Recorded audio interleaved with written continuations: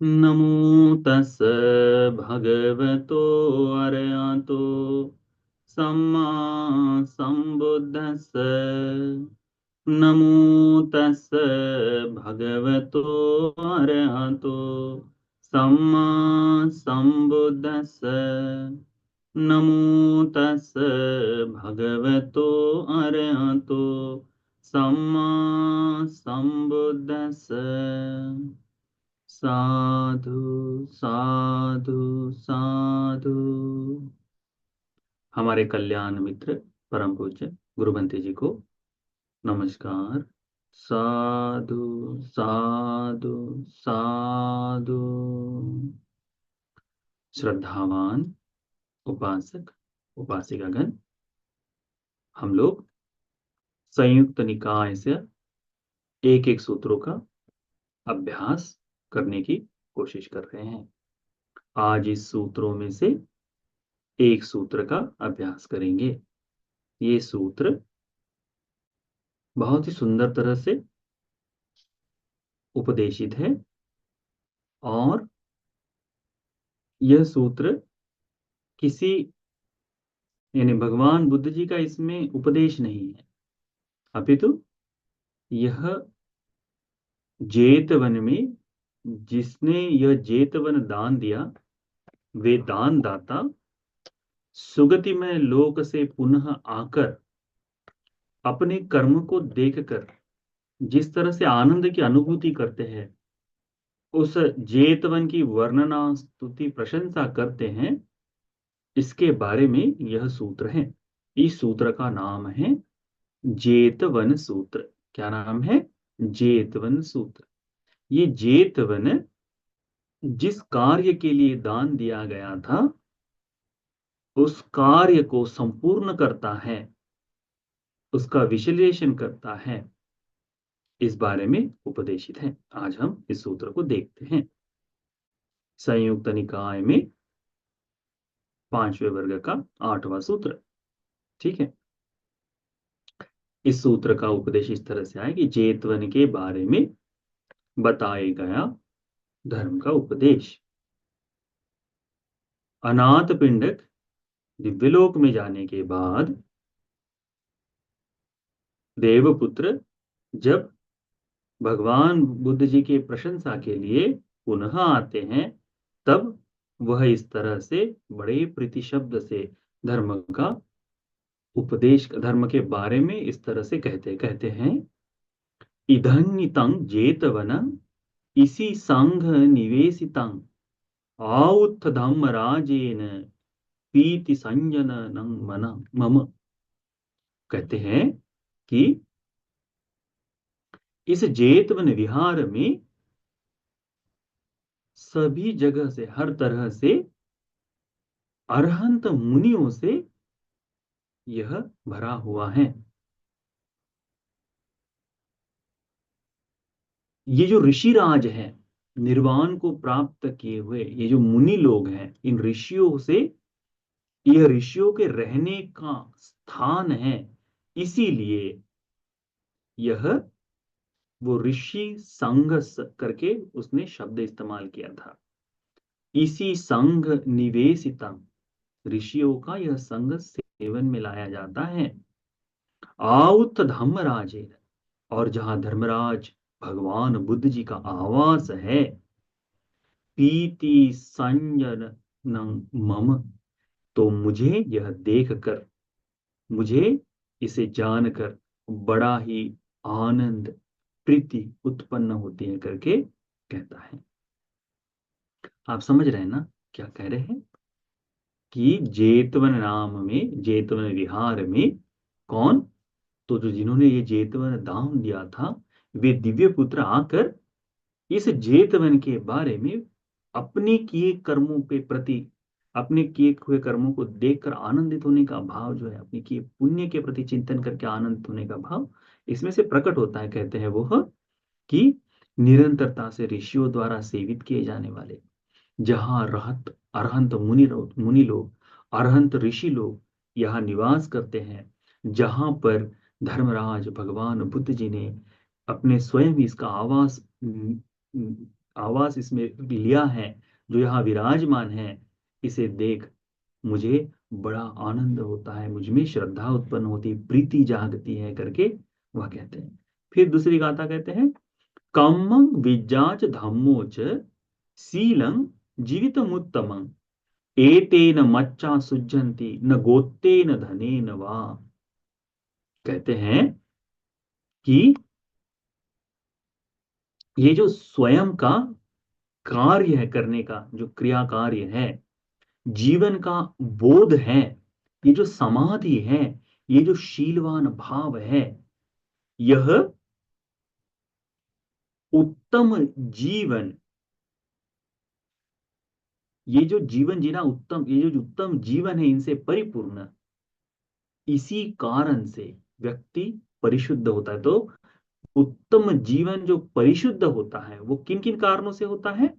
तो हमारे जो क्रियाकल्प है, हम किस तरह का कार्य करना चाहते हैं, हम जीवित बोध, जीवन का जो अर्थ है, जीवन का बोध करना है, वह हमारी समाधि, हमारे शीलों का भाव, ये इससे युक्त जो उत्तम जीवन है, यही जीवन हमारे जीवन को परिशुद्ध करता है, सत्वों को परिशुद्ध करता है, सत्वों को परिशुद्ध, यानी किसी को लगता है कि मेरे जीवन में शुद्धि आनी चाहिए, मैं सुंदर निर्दोष जीवन जीऊं, तो उसमें क्या क्या होना चाहिए? तो उसका क्रिया कार्य जो है, तो कर्म ऐसे होने चाहिए जो न तो अंततप है न परंतप है, जो ना तो अपने आप को पीड़ित करने वाले ना दूसरों को पीड़ित करने वाले। तो इन कर्मों के प्रति सतत, कर्म के बारे में ये भाव होना चाहिए कि जो मैं कर रहा हूं, जिसका बीज बो रहा हूं, उसकी फसल को मैं काटूंगा, उसका फल मैं भोगूंगा। तो इस तरह से यदि तुम किसी को झूठ बोल रहे हो, तो तुम्हें झूठ सुनने के लिए सक्षम रहना है। तुम किसी का कुछ चुरा रहे हो, तो तुमसे भी चोरी होगा ही, इसके लिए तैयार रहना है, क्योंकि यह कर्म पुनः पुनः इस तरह से दौड़कर हमारे पीछे आते, जो तुम करोगे वो तुम्हें वैसे प्राप्त होगा। तो उस कर्म के बारे में विज्ञा, धर्म का बोध जो है, जो जानना है, धर्म का बोध जो है, धर्म को समझना जो है, कि ये धर्म इस तरह से कार्य करता है। शील, जीवन में जो शीलवान भाव है, वह अपनी समाधि, ध्यान का जो भाव है, यह बात क्या करती है? व्यक्ति के जीवन को सुंदर बनाती है। ठीक है, यह व्यक्ति के जीवन को परिशुद्ध बनाती है। न एतेन मच्चा सुज्जन्ति, इस कारण से व्यक्ति का जीवन शुद्ध होता है। न गोत्तेन धनेन, व्यक्ति का जीवन इस गोत्र में जन्म लिया, इतना उसके पास धन है, इससे शुद्ध नहीं होता। आप कोई पाप कर्म करके अपने धन के कारण, अपने रुतबे के कारण आप उससे अभिशिक्षा भोगने में बच सकते हो, परंतु किए हुए कर्म का विपाक आपके पीछे आएगा जरूर। उसके लिए सक्षम होना चाहिए, उसके लिए तत्पर होना चाहिए कि हाँ, ये कर्म का विपाक मेरे पीछे आएगा, अभी मैं उस विपाक से बच रहा हूं। यदि कोई गलती हो जाए तो तुरंत थोड़े से पैसे दे दिए, क्योंकि धन है तुम्हारे पास तो दे सकते हो, उससे बच जाओगे कि दंड अभी जो भोगना है। परंतु वो कर्म तो खत्म नहीं हुआ ना, एक कर्म और कर दिए। तो उस तरह से, तो ये जो है, गोत्र और धन से तुम्हारी शुद्धि नहीं होगी। तुम्हारे पास कितना धन है, तुम्हारा गोत्र क्या है, तुम कहाँ कौन से कुल में जन्म लिए, इससे कोई लेन देन नहीं है कर्म का। इससे जीवन की शुद्धि का कोई कर्म का लेन देन नहीं है। तुम चाहे जिस किसी गोत्र में, तुम राजा बनकर पैदा हो जाओ और तुम पाप कर रहे हो, तो उसका फल तुम्हें मिलेगा, तुम्हारा जीवन परिशुद्ध नहीं होगा। जीवन परिशुद्ध करना है तो अपने कर्म के बारे में सजगता, धर्म का बोध और धरा समाधि, शील, इनका आचरण अपने जीवन में होगा, तो वही जीवन में शुद्धि लाएगा, आपका धन और आपका गोत्र नहीं, करके कहते हैं। तस्मा ही पंडितो पोसो संपस्सम अर्थमत्तनो योनिसो विचिने धम्म एवं तत्व विसुच्यति। कहते हैं कि बुद्धिमान व्यक्ति को, बुद्धिमान व्यक्ति को क्या करना चाहिए? अपने जीवन के बारे में, अपने जीवन में उन्नति होना चाहिए, ऐसी सोच उत्पन्न होनी चाहिए। अपना जीवन परिशुद्ध होना चाहिए, ऐसी सोच होनी चाहिए। इस कारण से बुद्धि से चिंतन करते हुए सद्धर्म जो है, धर्म का बोध जो है, वह धर्म का जीवन ने अपने जीवन में उतरना चाहिए। धर्म का सूक्ष्म तरह से विश्लेषण करते हुए अपना जीवन इससे भरना चाहिए। तब जाकर उस व्यक्ति का जीवन, उसका चित्त जो है शुद्ध हो जाता है करके कहते हैं। क्या कहते हैं? तस्मा ही पंडितो पूसो संपस्स अर्थमतनो। यदि कोई अपने अर्थ के लिए चाहता है, अपना जीवन अच्छा करना चाहता है, तो उसने चिंतन करना चाहिए क्या, कि ये जो पंडित लोग जो है, बुद्धिमान लोग जो है, ये किस तरह से सूक्ष्म विश्लेषण करते हैं। तो योनिसो विवचे विचिने धम्म, योनिसो मनसिकार करके धर्म का चिंतन, धर्म के बारे में पुनः पुनः पुनः पुनः सोच करके भगवान बुद्ध जी ने इसका उपदेश किया है। और इसका अर्थ ये होता है, मैं इस तरह से इसको अपने जीवन में चिंतन में लेके आऊं। तो वो चिंतन जब करता है तब वह, उसका चित्त जो है एवं तत्व विसुचति, तब उसका चित्त परिशुद्ध होते जाता है। ये सब कहाँ घटित हो रहा है? तो ये जेतवन की भूमि में घटित होता है। फिर अंतिम में सारिपुत्र भंते जी की प्रशंसा के शब्द कहते हैं। वो कहते हैं, सारिपुत्तो वपन्याय सीलेन उपसमेन च योपि पारंगतो भिक्खु एताव परमो सियाति। कहते हैं कि इस प्रज्ञावान, इस लोक में प्रज्ञा से, शील से और एकाग्र जीवन से, जिनका जीवन बिल्कुल शांत हो गया है, ऐसे में जो भिक्षु अमृत निर्वाण को प्राप्त कर गए हैं, इन भिक्षुओं में, उन भिक्षुओं में सारिपुत्र भंते जी श्रेष्ठ है करके वह चिंतन करता है। वह उनका ये जो देवता है, ये उनकी प्रशंसा करते हैं। अब देखिए, जेतवन में आकर सारिपुत्र भंते जी की प्रशंसा का कारण क्या है? क्योंकि जब अनाथ पिंडक सेठ जी आ, बीमार हो गए थे मृत्यु के समय, तो उन्होंने भगवान को निमंत्रण भेजा कि भगवान, आप अनुकंपा कर कर सारिपुत्र भंते जी को हमारे निवास में भेजिए। भंते जी मैं अनाथ पिंडक सुदत्त मिलना चाहता हूँ करके। तो सारिपुत्र भंते जी उनके घर जाते हैं, जाकर धर्म का उपदेश करते हैं। कहते हैं, वो कहते हैं कि अनाथ पिंडक कहते हैं कि भंते, मैं पूरा जीवन संघ की सेवा में रहा, आनंद से संग आनंद करते हुए, बहुत खुशी से, खुशी मन से मैंने संघ की सेवा की है। बहुत अधिक धर्म सुनने का, उसको समझने का मुझे मौका नहीं मिल पाया। श्रोतापन्न है, परंतु अधिक चिंतन का मौका नहीं मिल पाया। मैंने पूरा जीवन संघ सेवा में ही बिताया है। तो ये संघ सेवा में बिताने के कारण आ, बनते, अभी अंतिम समय है, आप अनुकंपा कर मुझे ऐसा कोई धर्म का उपदेश दे जो मेरे लिए तत्काल कुछ काम में आए। तो फिर सारे पुत्र बनते जी एक एक करके उसके औन्नित्यता के बारे में एक एक करके एक एक भाव बताते हैं, और उनका मन धीरे धीरे धीरे उसमें आता है। सारे पुत्र बनते जी वहां से उठते हैं और वापस बिहार आ जाते हैं। थोड़ी देर बाद खबर आती है कि अनाथ पिंडिक की मृत्यु हो गई है। तब जाकर ये जो है अनाथ पिंडक दिव्य पुत्र के स्वरूप में भगवान के पास दूसरे दिन आकर ये सारे पुत्र बनते जी की प्रशंसा करते हैं।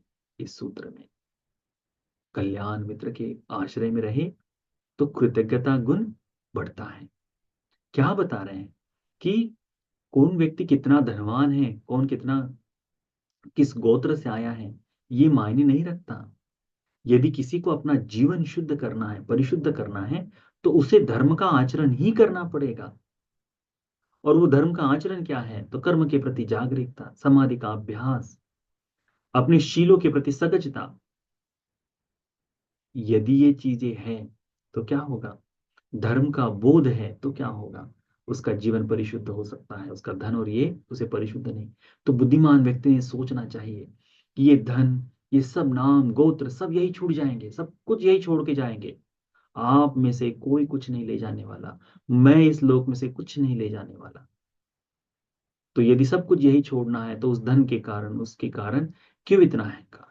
तो हमने चाहिए कि हम अपना जीवन परिशुद्ध बनाएं, और परिशुद्ध बनाने के लिए धर्म का सूक्ष्म चिंतन करना उस तरह से आवश्यक है। और यदि वो सूक्ष्म तरह से चिंतन करे तो वो बुद्धिमान व्यक्ति अपना चित्त शुद्ध कर सकता है, अपना मन को साफ कर सकता है करके इस सूत्र में बताया है।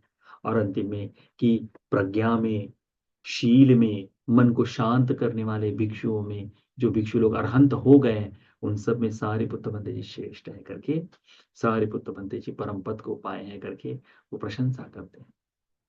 देखो, देवताओं में भी धर्म के बारे में चिंतन करते समय ये भाव हमेशा होता है। भगवान ने निरंतर भिक्षुओं को कहा है कि भिक्षुओं, सारिपुत्र बंते जी की संगत में रहो, सारिपुत्र बंते जी के आश्रय में रहो, है ना। और देवता लोग जब आकर जो कहते हैं, वो भी इसी कारण से कहते हैं कि हाँ, सारिपुत्र बंते जी के कारण वो प्रज्ञावान है, तो धर्म का अच्छा बोध हो सकता है। इसीलिए तो इस जेतवन सूत्र को समझो, बड़ी सरल तरह से दिया है। इस सूत्र का एक ही उद्देश्य है, बुद्धिमान व्यक्ति ने चिंतन करना चाहिए कि मैं अपना जीवन शुद्ध कैसे करूं, दोष रहित मेरा जीवन कैसे होना चाहिए, कर्म विपाक का बुरा विपाक मुझे अधिक भोगना न पड़े, इसके लिए मैं अपने आप को कैसे साफ करूं, कैसे स्वच्छ करूं। तो उसके लिए हमने इस धर्म का अभ्यास करना है। क्योंकि ये जो दान दिया गया है, स्वयं जिन्होंने दिया, उन्होंने इसी तरह से अपने जीवन को इस तरह से जीवन जिया, जहाँ ऋषिगण रहते हैं, जहाँ भगवान बुद्ध जी विराजमान थे, उसको दान देकर वह इसी तरह से धर्म का अभ्यास करते हुए सुगति में लोक में गया है ना। तो हमें भी ये संभव हो पाएगा। इसीलिए जेतवन सूत्र का अर्थ समझ में ध्यान में रखो कि हमने अपने कर्मों के प्रति सजग होना है, हमने धर्म के अर्थ को, मर्म को समझने की कोशिश करनी है, हमने धर्म का, समाधि का, शील का पालन करना है, और इससे हमें अपना जीवन परिशुद्ध करते हुए धर्म मार्ग पर आगे बढ़ना है। ठीक है, तो इस सूत्र को ध्यान में रखो। ये सूत्र आप सभी को इस बुद्ध शासन में परिशुद्ध जीवन को पाने के लिए उपकारी हो जाए। साधु साधु साधु।